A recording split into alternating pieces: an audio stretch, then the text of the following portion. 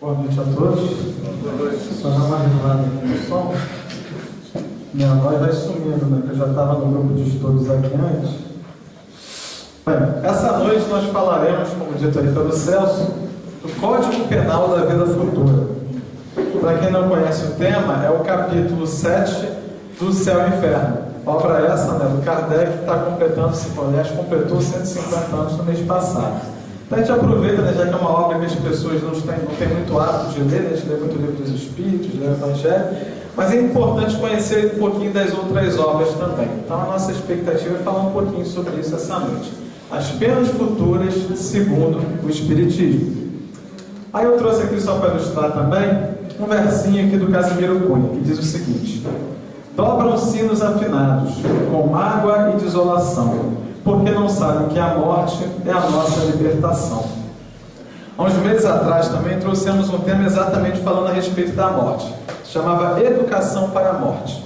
Na ocasião, então, a gente falou um pouquinho sobre o que seria morrer e o que seria a morte. O morrer é o processo que leva à morte, e a morte é o fato propriamente dito.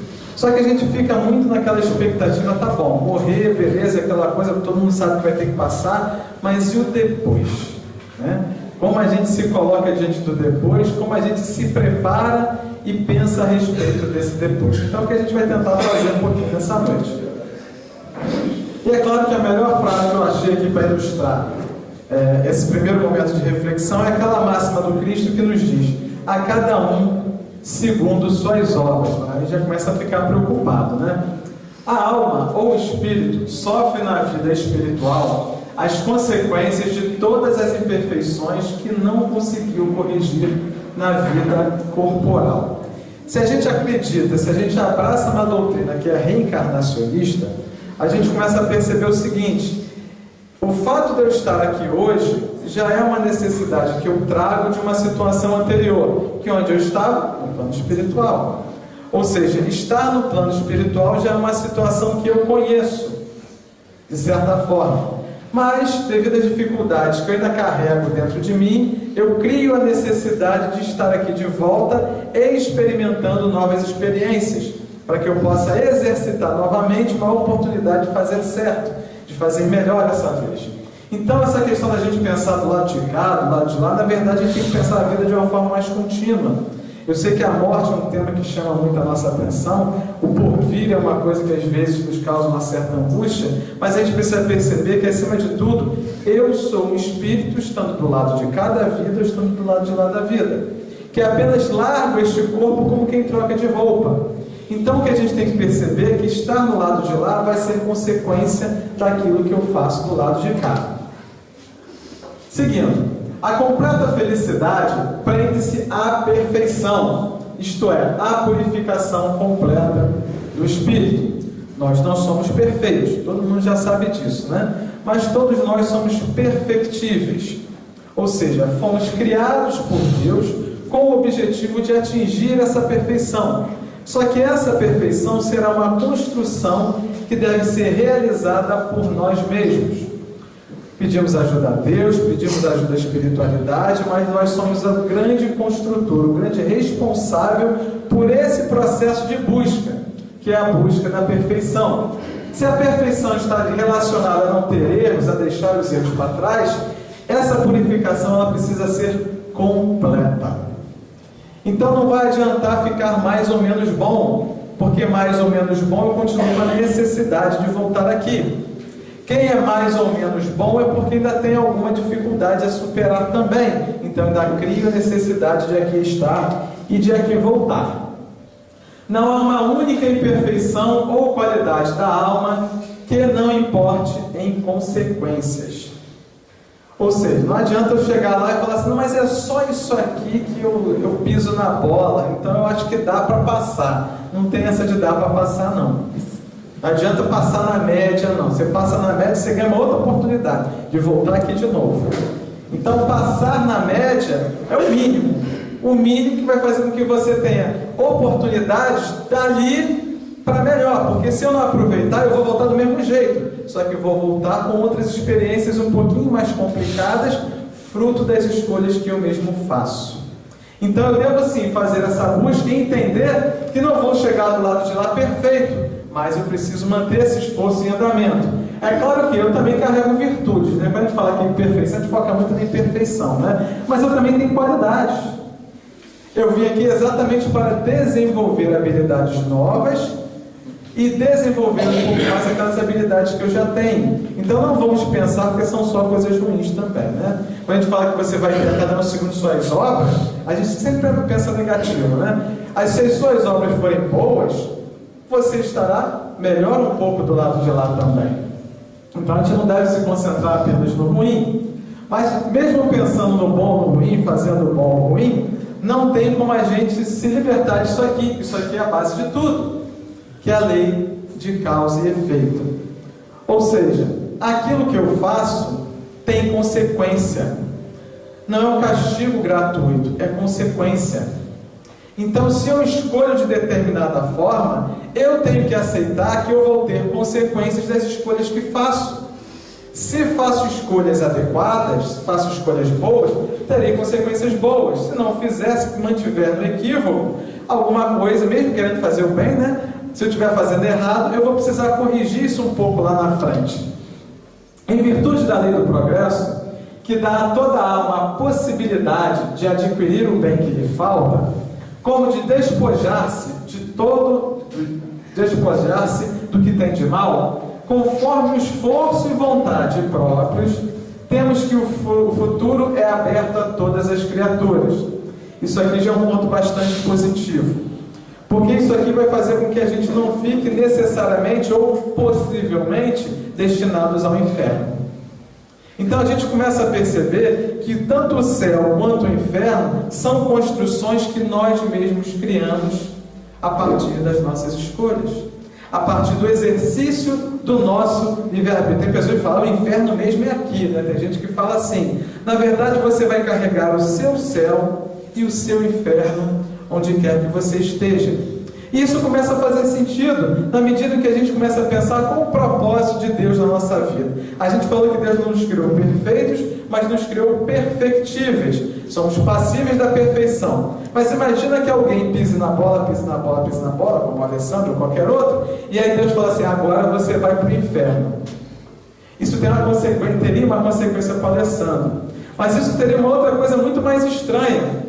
Porque dizer que o Alessandro passa a merecer o inferno é porque o Alessandro não tem mais jeito. Se o Alessandro não tem mais jeito, é porque Deus criou alguma coisa que não tem mais jeito. Então Deus falhou. Antes do Alessandro falhar, Deus teria falhado, porque Deus criou uma coisa que não tem jeito. Faz sentido? Não parece fazer sentido, né? Se Deus é bom, se Deus é perfeito, se Deus é justo, Deus não ia criar um mecanismo onde qualquer coisa que ele criasse se perdesse num dado momento, porque não vale mais a pena. Deus não faz algo que não vale a pena. A gente faz coisas que não valem a pena, exatamente porque a gente está aprendendo a exercitar essas escolhas. Mas Deus não faz nada que não tenha um propósito específico. Então nós estamos nessa estrada, nessa caminhada, com propósitos específicos. É claro que cada um fazendo o seu tempo e tendo necessidades diferentes, frutos do quê? Das consequências das escolhas que eu faço, você faz e cada um faz. Então, dependendo o sofrimento da imperfeição, como o gozo da perfeição, a alma traz consigo o próprio castigo ou prêmio, onde quer que se encontre, sem necessidade de lugar circunscrito. Então o céu não tem lugar circunscrito, o inferno não tem lugar circunscrito, mas existe um lugar onde as minhas emoções estão circunscritas, que é dentro de mim mesmo. Então a gente fala assim, o meu problema é conviver com essa pessoa, o que eu faço? Eu evito aquela pessoa. O meu problema é estar naquele lugar, então o que eu faço? Eu evito aquele lugar. Só que se for uma necessidade minha, de uma imperfeição que eu preciso corrigir, a vida vai me oferecer uma outra pessoa, vai me oferecer um outro lugar, onde eu experimente novamente aquela sensação, para que eu amadureça e perceba que algo ainda precisa ser corrigido. Aí eu vou me livrar da segunda pessoa e do segundo lugar, eu vou me livrar da terceira pessoa e do terceiro lugar, e começo a perceber que isso continua estando comigo, e o único ser que está em todos esses lugares sou exatamente eu mesmo. Então, se eu construo o meu próprio inferno, eu tenho que construir o meu próprio céu, a partir dessas escolhas. O bem e o mal que fazemos decorrem das qualidades que possuímos. Não fazer o bem quando podemos é, portanto, o resultado de uma imperfeição. Ou seja, se a gente entende que estar aqui na Terra é uma necessidade que nós criamos, ninguém está aqui a passeio. Eu vim aqui por uma necessidade. Agora, se eu chego aqui, me comprometo aqui a estar para fazer algo e eu não faço, eu no mínimo perdi tempo. No mínimo eu não atendi o propósito de aqui estar. Então, realmente, não fazer o bem também já é um problema, porque a gente veio para fazer o bem. Quando a gente se omite, em relação ao outro, a gente não está errando com o outro, não. A gente está errando primeiro com a gente. Quando a gente se omite de fazer algo por alguém, a gente está se omitindo com o compromisso que nós mesmos assumimos.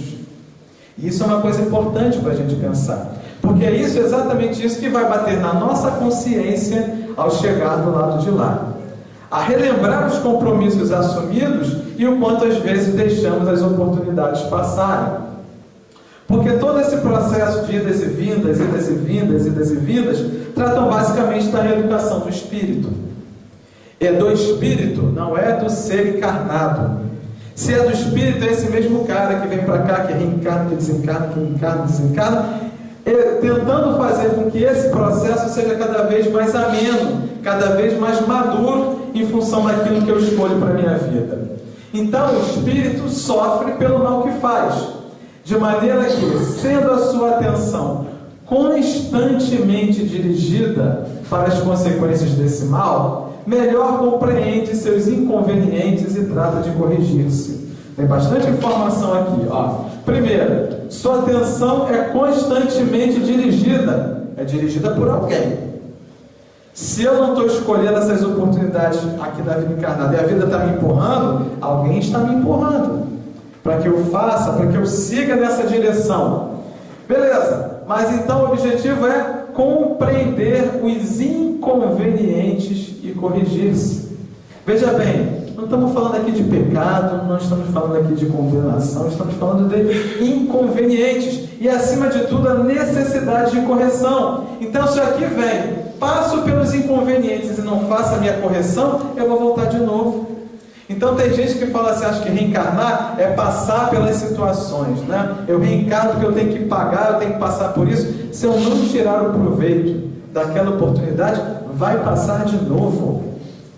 Não é passar, é aprender com aquilo que se passa. Esse é o aprendizado. Se não tiver aprendizado, não tem jeito, vai ter que fazer de novo. Sendo infinita a justiça de Deus, o bem e o mal são rigorosamente considerados. Não havendo uma só ação, um só pensamento mal que não tenha consequências. Aí você fala assim, pô, mas vai ficar muito difícil, porque eu não consigo, eu mesmo que eu não fale, que eu não faça, eu ainda penso. Mas é um processo assim mesmo, é assim que a gente vai se depurando. Primeiro eu não faço, primeiro eu não falo, né? Depois eu não faço, depois eu não penso. Vai chegar uma hora que a gente nem pensa. Faz parte desse nosso processo aquela história de dominar as nossas más tendências. Dominar as nossas más tendências eu sempre fiz desse jeito, estou tentando fazer diferente. E fazer diferente, mesmo que eu ainda tenha dificuldade, é não fazer.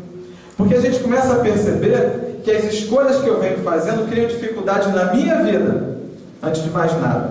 Só que quando eu começo a exteriorizar essa minha dificuldade na vida do outro, eu começo a gerar consequências na vida do outro. E aí então eu passo a ser responsável não só pelas minhas escolhas, mas pelas consequências que eu gero lá na frente. Vamos falar um pouquinho sobre isso também. Toda a falta cometida, todo mal realizado, é uma dívida contraída que deverá ser paga antes de tudo a nossa própria consciência. Se eu não for em uma existência, sê-lo-á na seguinte, ou seguintes, porque todas as existências são solidárias entre si. Porque você foi criado lá, simples e ignorante por Deus, destinado à felicidade. Desde que você foi criado até o dia de hoje, você é você. Você pode mudar de nome quando reencarnar, pode mudar de raça, pode mudar de cultura, pode mudar de sexo, pode mudar de tipo de futebol, pode mudar o que for, mas você continua sendo você. As experiências são adequadas à sua nova necessidade. Mais um pacotinho de experiência, mais uma reencarnação. Mas não tem como dizer que isso era eu no passado. É você. Para a nossa felicidade, que acredita nessa questão do progresso, e nós somos hoje um pouquinho melhores do que já fomos ontem.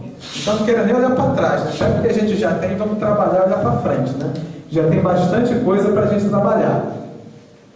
E aí começa então a vir essa questão de que já que eu aceito estar passando por isso em decorrência das minhas próprias escolhas, eu começo a pensar então no sofrimento e na expiação.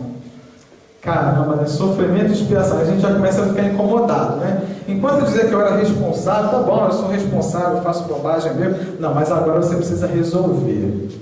Aí o buraco é mais embaixo, né? Eu tenho que resolver. Como é que eu vou ter que resolver isso?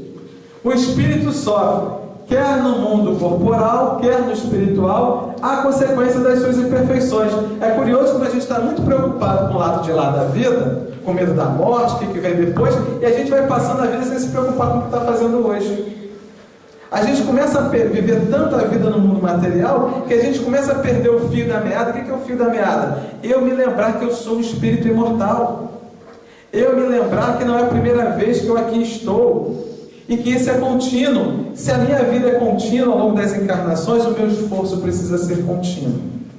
Precisa ser contínuo para que eu possa sair dessa minha linha de tendência, como dissemos, e conseguir uma nova linha de tendência. Deus não espera que sejamos perfeitos da noite para o dia, mas pretende que pelo menos a gente vai conseguir mudar um pouquinho essa linha de tendência para acertar um pouco mais, olhando um pouco mais para frente.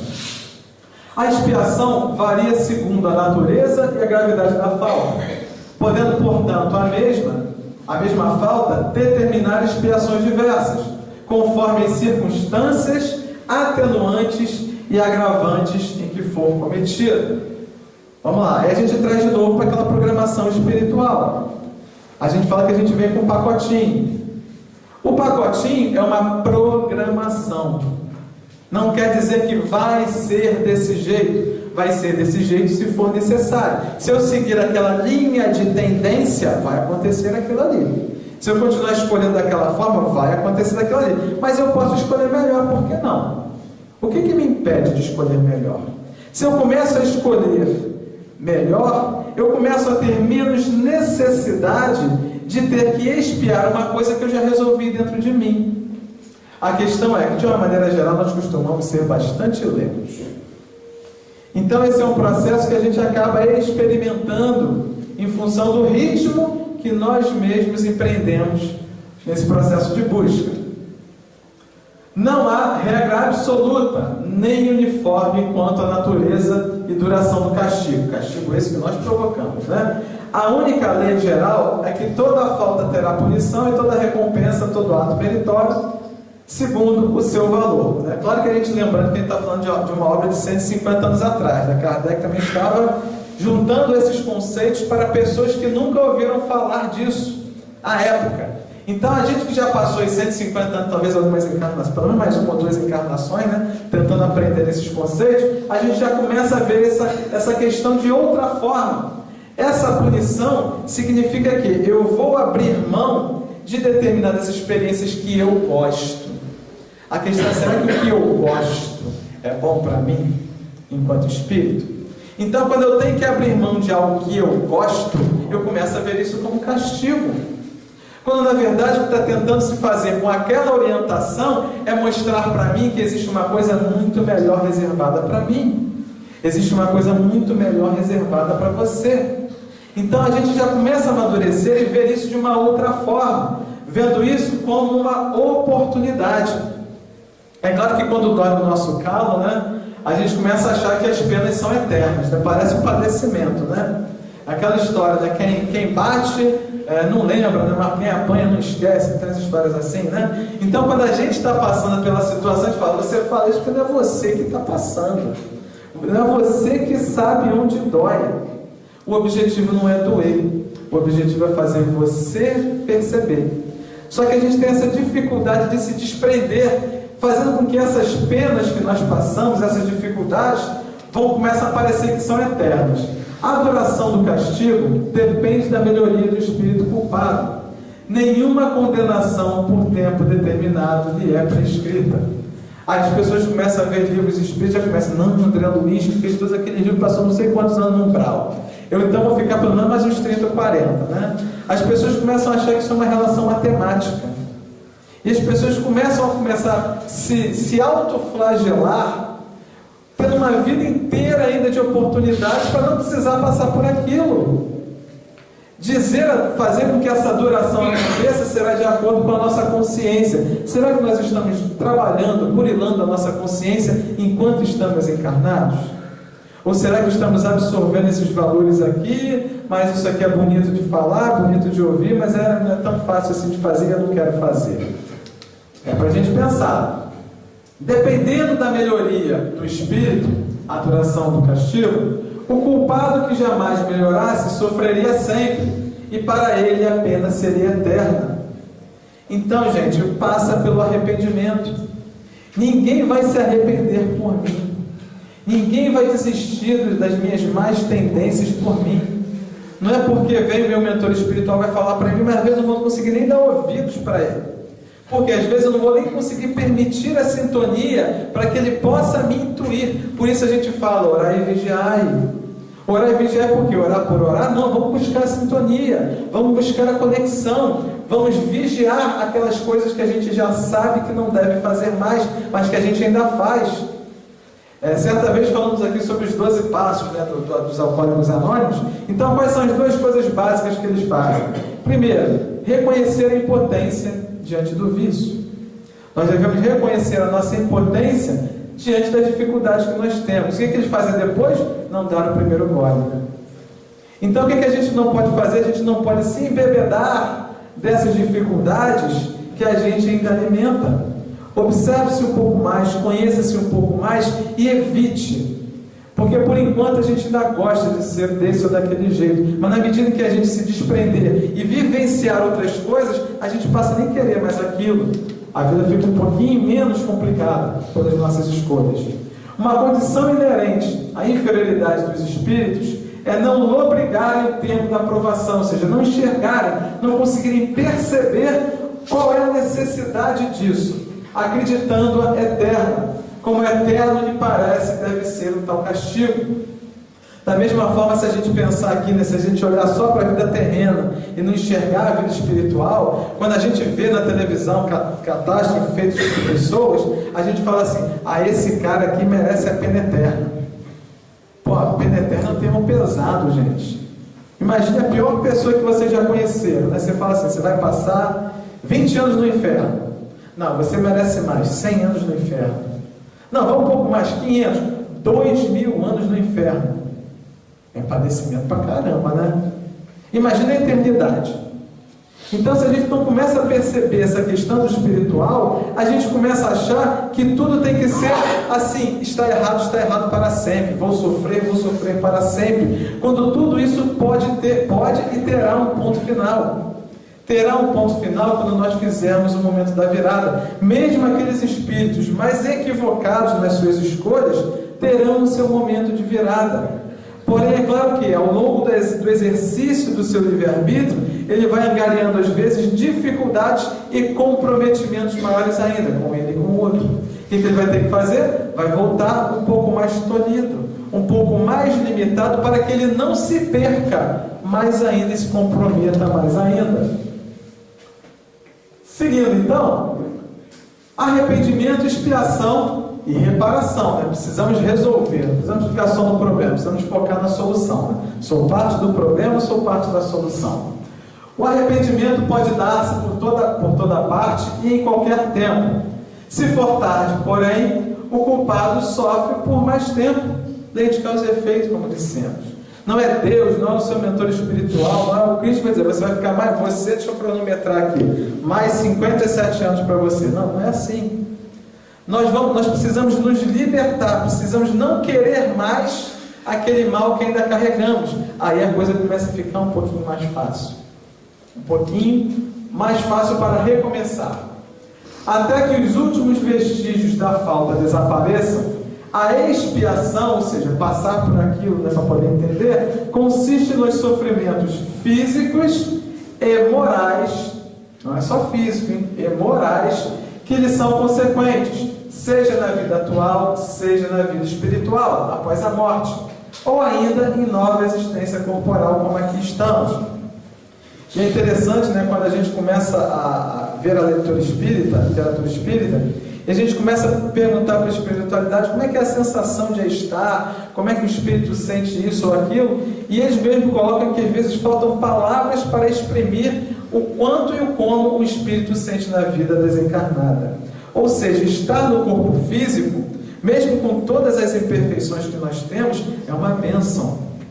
É uma bênção porque nós não estamos, além desses 5 sentidos, né? Pelo menos a maioria que nos envolve mediunidade está naqueles 5 sentidos que a gente já conhece. E a gente não consegue perceber ou não consegue se deixar afetar tanto quando estamos no plano espiritual. Uma vez despojados do corpo, continuamos sendo nós mesmos, só que as sensações naturalmente são amplificadas. Então a minha virtude que eu carrego já dentro de mim me torna mais feliz, mas ao mesmo tempo a dificuldade que ainda realimento me traz angústia, e mais angústia às vezes até do que eu experimento aqui. Então eu preciso pensar, eu quero angústia ou eu quero felicidade? Qual o esforço que eu estou fazendo pela angústia? Qual o esforço eu estou fazendo pela felicidade? Vai acontecer. Aí o que a gente faz quando chega lá? Pelo amor de Deus, deixa eu voltar, né? Aí quando a gente volta, fala assim, eu não pedi para estar aqui não, né? A gente fica sempre esperando, né, voltar para o lado de lá, e do lado de lá depois ser do lado de cá, para tentar se libertar disso. Quando na verdade a gente precisa se libertar do que tem dentro da gente.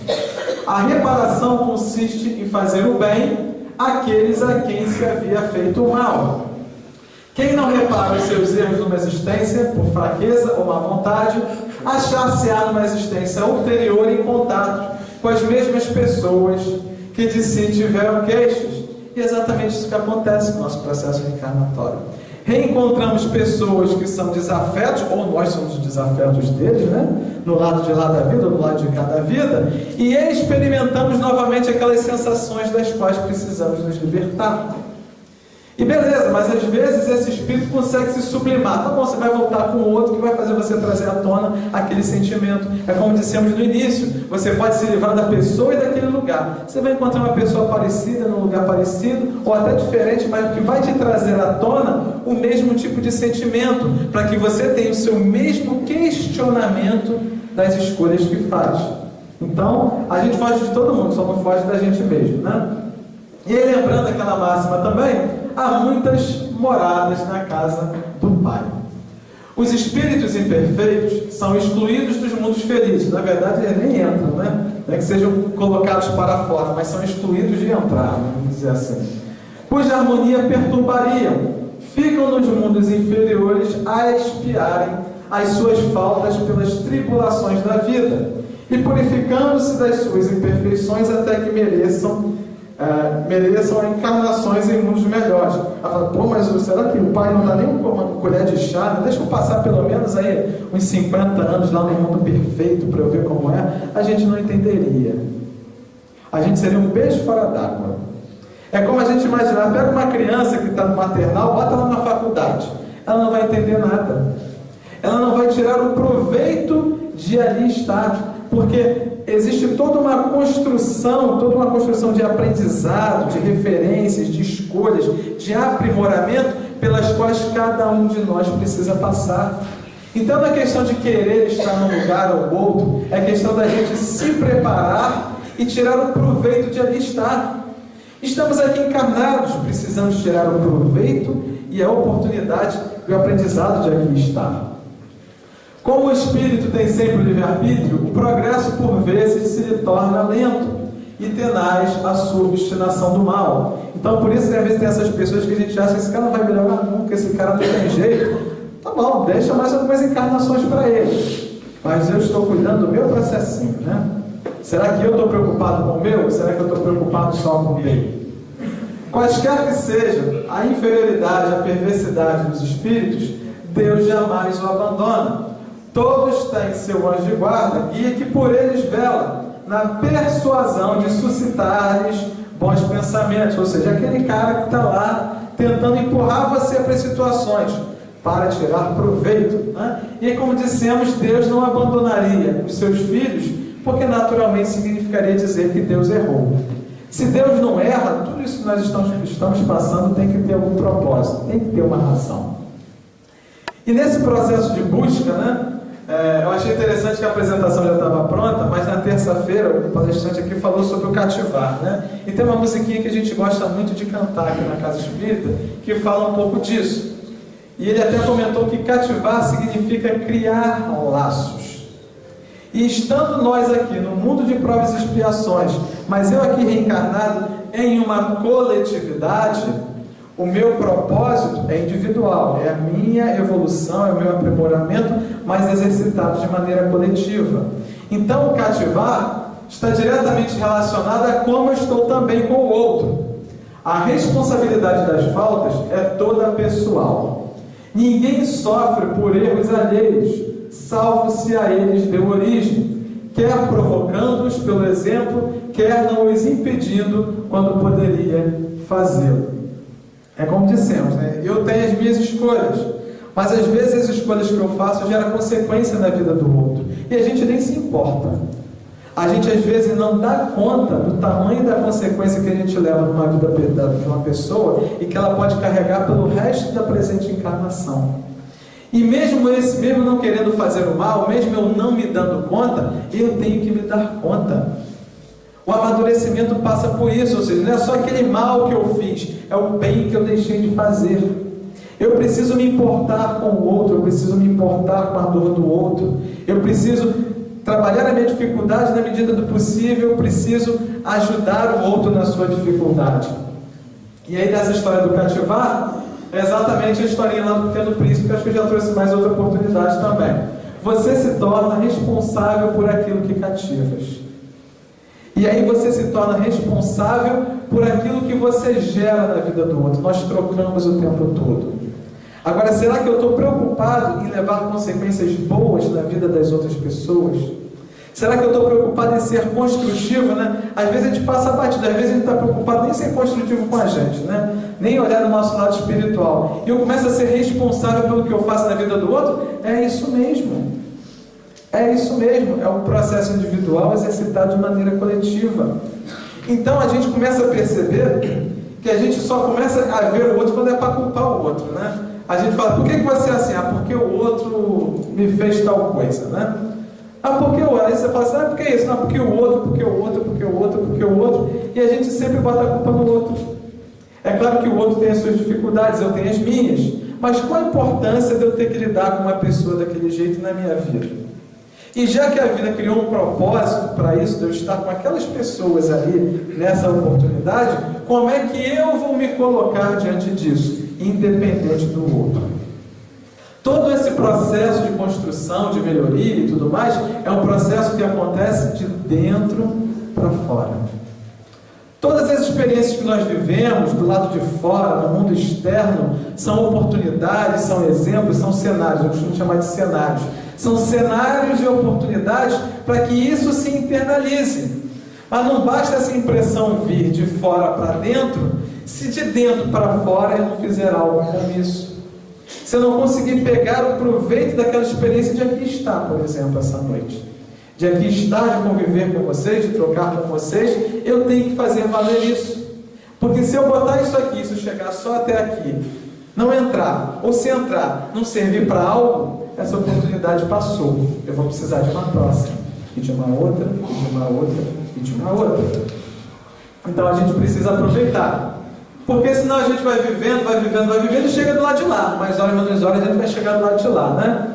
Agora, como é que vai ser esse nosso desprendimento, esse nosso despertar do lado de lá, esse nosso desprendimento do mundo encarnado e essa nossa ambientação com o lado espiritual, né? Muitas das vezes é repleto de lentidão e angústia.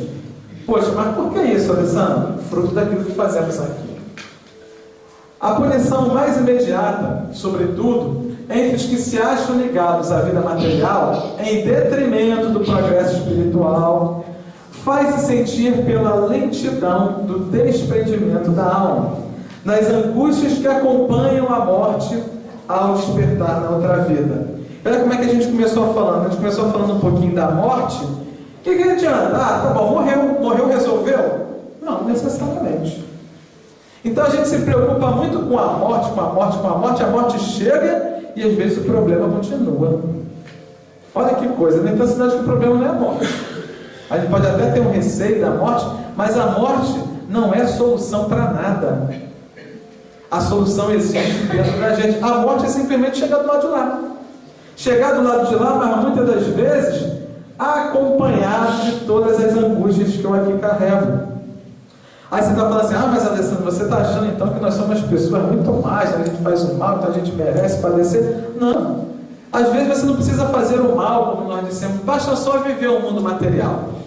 Basta só fazer os seus valores atrelados à vida material. Basta só você colocar as suas expectativas de vida somente nas situações do seu cotidiano. Se prender às coisas da vida, da matéria. Basta só isso. E chegando do lá, você vai, no mínimo, ter angústia de ter que abrir mão disso tudo. No mínimo, ter angústia de se perceber de uma situação diferente, despojada do corpo, que você nunca parou para pensar como é que seria. Ou seja, você vai ter que chegar do lado de lá e ter uma adaptação muito mais brusca, por assim dizer. Mas por que brusca? Porque eu não me preparei para isso. Eu não me preparei para que eu estivesse do lado de lá. Eu não me preparei porque eu não me percebi enquanto espírito imortal que eu sou. Então é importante a gente estar exercitando isso mesmo do lado de cá. Porque no final das contas é apenas você com você mesmo. Com corpo, sem corpo, é você com você mesmo. E a gente fica às vezes com medo do umbral. Não precisa ficar com medo do umbral, não. Fica com medo do que a gente escolhe aqui mesmo.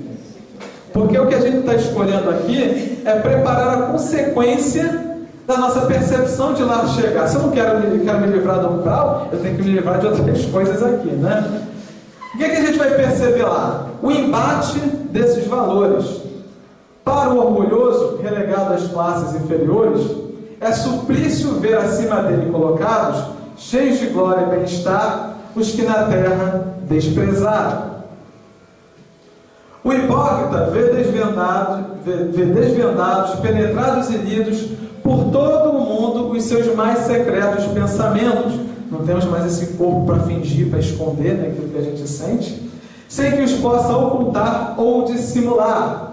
O sátiro, na impotência de os saciar, tem na exaltação dos bestiais desejos o mais atroz tormento. Vê o avaro o esbanjamento inevitável do seu tesouro, enquanto que o egoísta, desamparado de todos, sofre as consequências de sua atitude terrena. Nem a sede, nem a fome lhe serão mitigados. Carregamos os nossos valores na vida material. Vamos levar todas as impressões da vida material. Impressões essas psicológicas, psíquicas, emocionais e às vezes aparentemente físicas. Por que aparentemente físicas? Primeiro que o corpo ficou, mas nós impregnamos o nosso perispírito de tudo aquilo que nós carregamos no nosso corpo. Então não adianta se livrar do corpo, não adianta passar pela morte. Essa sensação continua comigo até que eu me adapte. Não existirão penas eternas, como dissemos, mas nós vamos carregar aquilo de que estamos cheios, aquilo que vem de dentro, como nós falamos, aquilo que nós usamos para nos transformar, aquilo que está dentro de mim é aquilo que vai.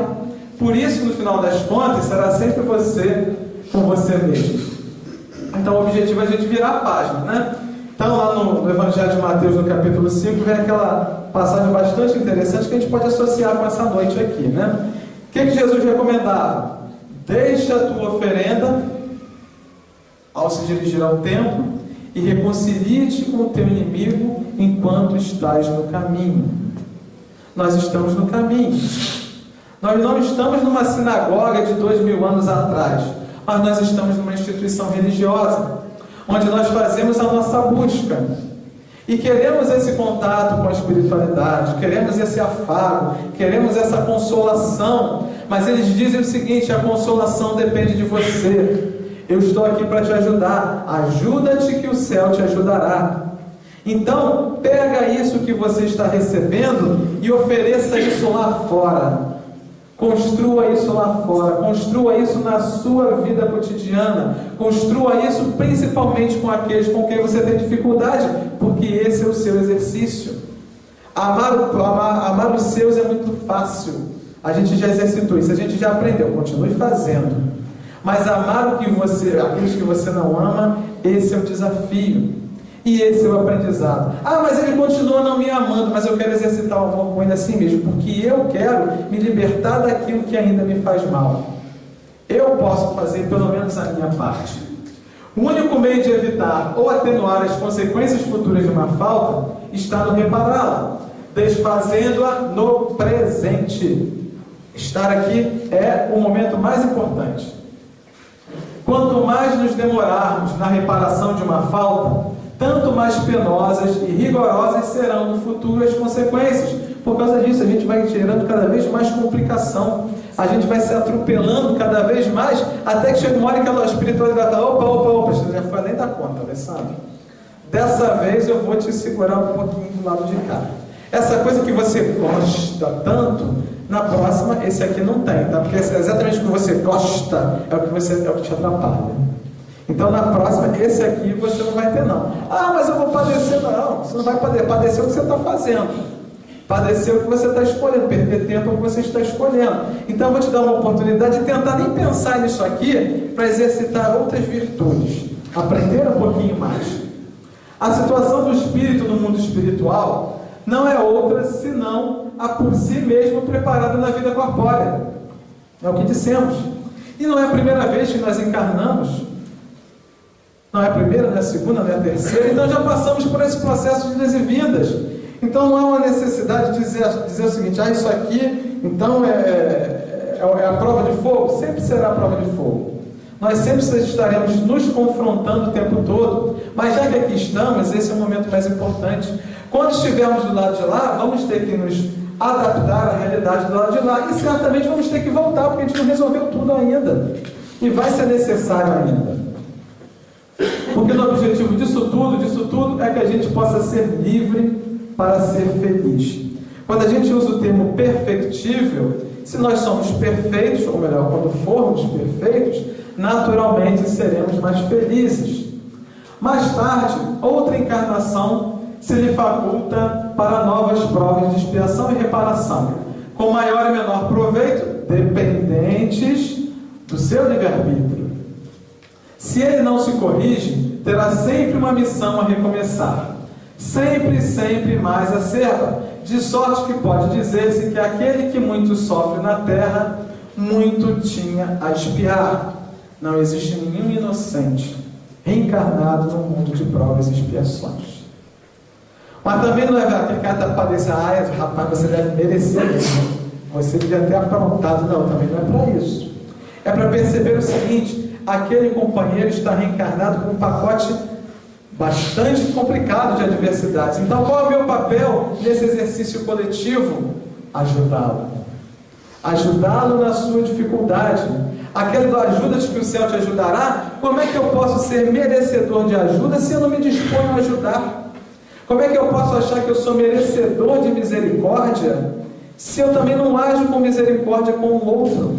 Não faz sentido. É egoísmo, do qual também precisamos nos libertar. Os que gozam uma felicidade aparente, em que pesem os seus vícios e inutilidades, pagá-lo muito caro em ulterior existência. O que é a felicidade aparente? É vivendo a vida. Vai levando. Nós achamos que somos felizes. O que é felicidade? A felicidade é ter isso. E se eu não tiver isso? A felicidade é ter um carro. Se eu não tiver um carro? A felicidade é ter um emprego. Se eu não tiver um emprego? Felicidade é ter a saúde. E se eu não tiver saúde? A gente tem que pensar nisso tudo. Porque a busca da felicidade tem que acontecer, seja qual for a nossa necessidade, seja a nossa percepção de necessidade. A proposta de felicidade, ela existe na vida de cada um de nós aqui presente. Mas o seu processo de construção não é simples, não é fácil. Não estou aqui achando que vai ser fácil para todo mundo. Mas ele precisa andar, ele precisa ter movimento para que a gente uma hora consiga chegar e concretizar isso um pouco melhor. E se a gente está achando que isso é difícil, Isso aqui é justiça com misericórdia. Se a gente imagina que essa vida está difícil, esta é a oportunidade com misericórdia. Ou seja, se a gente fosse pagar à vista todas as nossas dívidas, ia ser muito mais pesado. A gente está aqui pagando uma prestação do carneiro. Não se preocupe, mas então qual o tamanho desse carneiro? Rapaz, nem se preocupe. Se você não puder pagar essa, vai ser mais difícil pagar a próxima. Tenta pagar essa aqui. E se você conseguir pagar essa aqui, quem sabe você não começa a pagar a próxima? Mas paga essa. Tem que estar disposto a pagar essa parcela. Tem que estar disposto a assumir, porque a parcela é um compromisso, né? A gente faz uma compra e assina um compromisso em pagar. A gente não pode ser inadimplente, porque os juros correm contra mim mesmo. Então eu tenho que tentar pagar aquele compromisso que eu assumi para mim mesmo. Certo? A misericórdia de Deus é infinita, mas não é cega. O culpado que ela atinge não fica exonerado. E enquanto não houver satisfeito a justiça, sofre as consequências de seus erros. Eu achei uma palavra difícil, vamos chamar de equívocos, enganos. Seria talvez mais fácil. Até porque errar é humano, né? Insistir no erro aqui é burrice. Eu faço com algumas pessoas, vem aqui, vai, faz de novo. Então você vai continuar nessa. Então não reclama porque está sofrendo, né? Por infinita misericórdia, devemos ter que Deus não é inexorável, não é inflexível. Senão já tinha jogado a gente no inferno pelo menos umas 10 encarnações atrás, né? Se a gente acredita que nessa encarnação, dentro da evolução, já é melhor do que a gente era ontem, imagina a gente 10 encarnações atrás, né? Se a gente acha que a gente merece o inferno, lá atrás já está merecendo há muito tempo. E nem por isso Deus fez isso com a gente. Deixando sempre viável um caminho de redenção. Ou seja, sempre haverá oportunidade adequada ao esforço que nós fazemos, ao esforço que nós empreendemos. Subordinados ao arrependimento e reparação, dependentes da vontade humana, as penas, por temporárias, constituem concomitantemente castigo e remédio auxiliares à cura do mal. Então nós somos crianças espirituais, doentes da alma sim, mas com um remédio já oferecido. A doutrina já é um bom remédio para a gente, mas esse remédio ele precisa ser sorvido, ele precisa ser internalizado para que ele faça efeito. É a mesma coisa que a gente, às vezes, está doente, a gente procura o médico, né? Chega lá no médico, o médico fala assim, toma esse remédio amargo. Vai falar, eu vou procurar outro médico. Você não quer resolver o problema. Você quer que alguém resolva o problema para você. O médico não vai curar você sem fazer algo. Ou melhor, você não vai se curar se não seguir a prescrição que te foi oferecida. Não faz sentido eu ir no médico, o médico me recomendar o que eu vou fazer e eu continuo fazendo o que eu fazia antes. O médico fala, não faça mais isso, mas eu gosto. Então continue sofrendo do mesmo jeito. O objetivo não é esse. O objetivo é que a gente sofra menos, que a gente busque mais, que a gente seja mais feliz, que a gente consiga se libertar um pouco mais disso. E aí, finalizando aqui, né? A gente lembra que a maior mensagem de consolação que o Cristo nos deixou, né, talvez seja aquele sermão do monte, né? Onde ele diz, bem-aventurados os aflitos, porque serão consolados. Nós estamos aqui recebendo consolação. Não uma consolação para dizer, meu filho, vem cá que agora está tudo resolvido. Mas a consolação que mostra um caminho, mostra uma alternativa para sair desse estado de tendência que ainda carregamos. Mas esse é um processo colaborativo. A espiritualidade ajuda, mas a gente precisa ajudar. A gente não pode ser como aquela pessoa que navega e vai deixando que as ondas vão levando, depois eu vou ver onde vai dar. Nós precisamos tomar o leme dessa embarcação, que é a nossa vida.